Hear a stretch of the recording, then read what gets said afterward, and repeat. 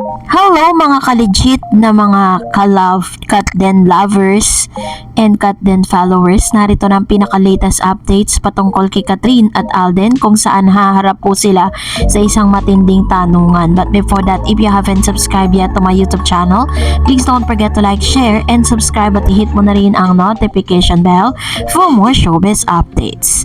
Bago tayo of course magpatuloy sa ating updates for today's video, nais ko po muna magpasalamat sa lahat ng mga legit viewers, subscribers at ang lahat ng mga legit na nagmamahal at sumusubaybay sa lahat ng ating mga updates. Maraming salamat po sa inyong panonood. And of course ngayong araw nga ay biniyayaan ng napakagandang panahon itong ang mga team ni Miss Kathryn Bernardo na patungo na ngayon sa Mindanao kung saan doon po sila magkakaroon ng mall tour sa KCC Mall sa Mindanao, if I'm not mistaken. Yun po yung laman ng kanilang invitation sa isang video clip na kanila pong ipinost sa lahat ng social media platform. Talagang makikita mo na naspatan nga si Miss Kathryn na papunta na, nasa airport na po siya, and she's going to Mindanao na para sa kanilang mall tour And ito na nga, dahil talaga namang tuwang-tuwa po tayo sa isang mensahe na nakatanggap po tayo ng isang mensahe mula sa mga KB, parang Kathryn Bernardo followers and lovers, parang alone, Kathryn Bernardo alone. And then sinabi niya po na meron pong isang magandang news na kung saan ay haharap po si Miss Kathryn Bernardo para sa isang matindihang interview. Kasi bukod po sa mga naglalabasang interview kasama si Alden Richards, ay magkakaroon ng solo interview si Miss Kathryn Bernardo kung saan tatawid po siya ng GMA. Kung si Alden Richards po is napanood natin yung kanyang interview with Mr. Boy Abunda, natanong siya sa mga personal questions about him, pero parang hindi pa po naipapalabas yan sa social media. Hindi pa siya naipapalabas sa telebisyon at saka po sa dito po sa mga social media like YouTube and Facebook. Mga BTS pa lang po yung nakikita natin, yung napapanood natin. This time ay haharap nga at nakita natin yung mga tanungan sa kanya. Alam naman natin kung paano magtanong itong si Mr. Boy Abunda. And this time, according po sa source, na this coming October 28, 2024 ay haharap naman si Miss Kathryn Bernardo kay Mr. Boy Abunda para sa isang exclusive interview. Alam natin na talagang parang sobrang dalas or sobrang hindi masyadong madalas na nagpapa-interview ang isang Kathryn Bernardo, yung mga big star. Hindi talaga yan masyadong inilalabas kasi parang syempre pag big star talaga maganda yung treatment sa'yo, hindi ka kailangan i-stressan sa mga bagay-bagay. But because of the movie, eto nakasama po sa pagpo-promote nila ng kanilang movie na kailangan humarap at tumawid pa po si Miss Kathryn Bernardo sa GMA para po sa isang exclusive interview pagkatapos po ng breakups kasi nila ng Katniel. Ngayon na lang po ulit siya haharap kay Mr. Boy Abunda. Matatandaan na super close at supang hinahangaan ni Mr. Boy Abunda ang Katniel dahil po sa ganda ng kanilang relasyon.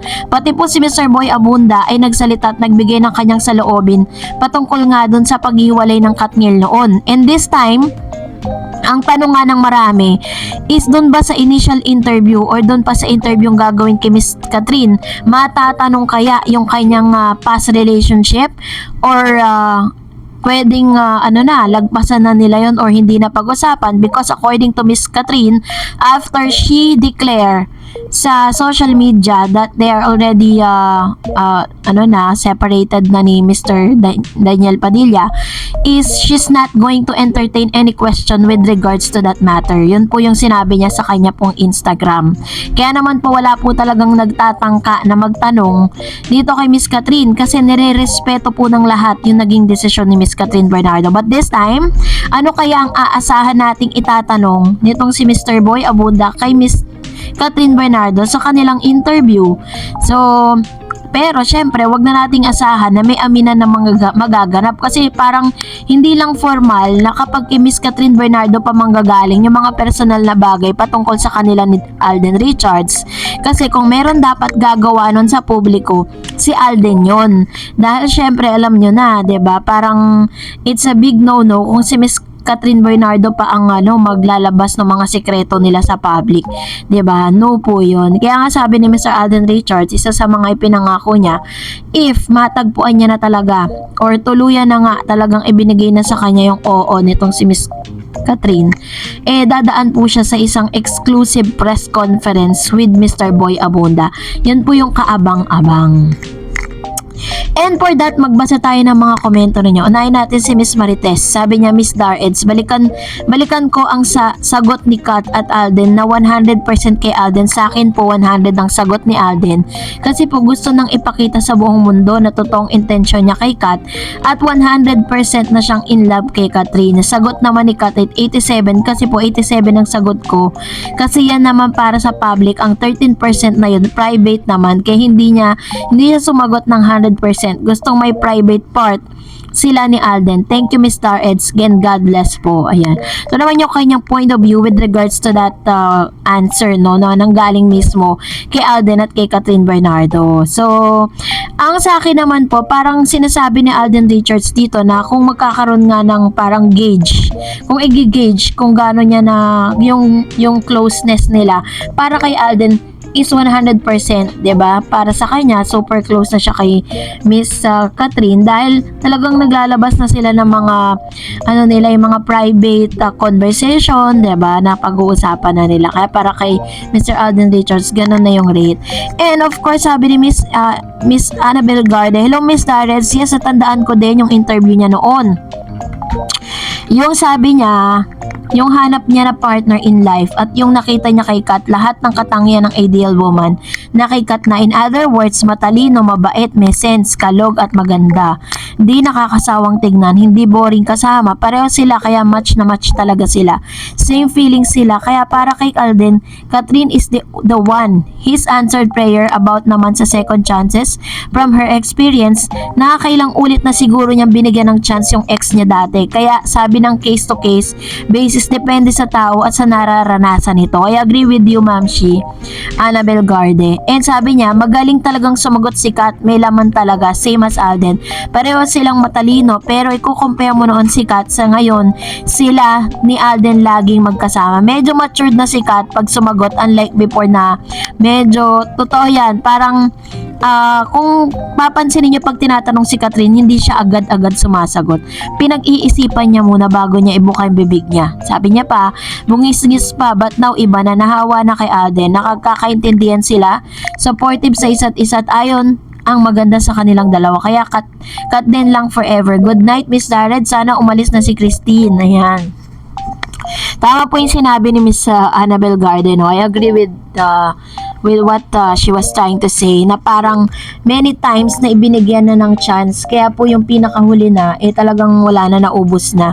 Sabi ni Miss Rexa lagi, yes, sobrang klaro talaga Miss Dar, sila na, pag intindihin mo lang talaga how Alden sumagot kung girlfriend material, yung sagot ni Alden sobra pa sa yes, true. Sabi ni Miss Ruth Tanyag, yes Miss Dareds, Catherine is intelligent girl and mature enough at her age, kaya lalo siyang nagustuhan ni Tisoy. The way she answered difficult question, they both intelligent. Tama lang naman din ang katwiran ni Alden. Ang kailangan niya ay yung marunong din katulad na makakatulong niya in the future. Hindi yung puro arte lang ang laman, ang alam at walang laman ng utak. Bonus na lang ang beauty. Ito ay natagpuan niya kay Kat, beauty and brain and ideal woman. Kahit bumabaha na dito sa amin, Miss Dareds, ay bumabaha na dahil sa sobrang lakas ng bagyong Christine. Grabe. Sinusubaybayan ko pa rin ang mga updates mo sa Kat din at ang videos nila. Kapag nagpapahinga ako ng kaunti, nakakawala ng stress. Binabantayan kasi namin baka tumaas ang gusto yung tubig. Ingat ka rin Miss Dar and your family. God bless us all. Ayan. So ingat po kayo at mabuti naman lumayas na po si Christine, no? At talagang sobra po yung iniwan niyang yung parang hindi maganda na naging effect po ng bagyong ito. Kaya ingat din po kayo kung nasan man po kayo ngayon. And sabi ni Saworse, nakakilig naman, hi Cloud9, sana naman kayo na talaga. True, ayan. So, ang hirap biggatin ang pangalan niya, diba? Pero anyways, at least nakita natin yung isa sa mga comment niya dito sa ating pong updates. Sabi ni UCGYJS. O, diba? They are both intelligent and witty. It makes for a great conversation between the two of them. I have admired these two since HLG. They were the surprise tandem of 2019. Nobody expected this tandem being from different network and more. So, walang nag-expect na magiging successful and well-loved ang tandem nila. This is itself na phenomenal. Grabe yung chemistry nila, lalo na ngayon. They don't have to be clingy para kiligin. True.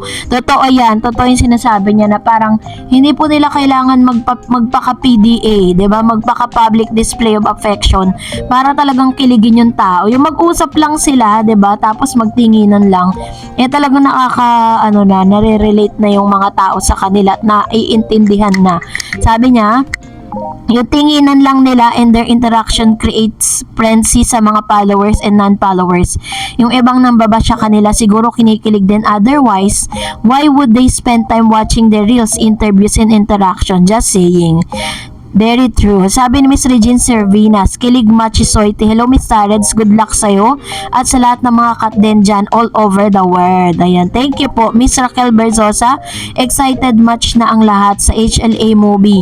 So ilang tulog na lang po Hello Love Again movie na at meron na po tayo ngayong pag-uusapan At syempre inaasahan natin na pagkatapos ng movie hindi naman matatapos yung mga paayuda.